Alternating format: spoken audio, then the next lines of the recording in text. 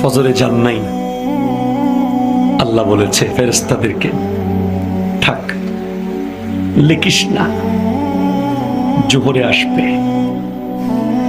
আমার বান্দা তো, আল্লাহ পানি বন্ধ করে দেব, না না না, আমার বান্দা। খানা বন্ধ করে দেব, না না না, আমার বান্দা। আমি না গাফফার, আমি আল্লাহ না ক্ষমাকারী। আল্লাহ দোষগুলো দুনিয়াকে দেখাই দেব, না না না, আমি সত্তা। রহমতের চাদর দিয়ে ঢেকে রেখেছেন। আপনি জান নাই, আপনাকে হাইয়া আলা সালাহ বলার পর আবার হাইয়া আলাল ফালাহ বলেছেন। হাইয়া আলা সালাহ বললে হতো, ফালাহ কেন বললো? আরে তোর লাভের জন্য আয়।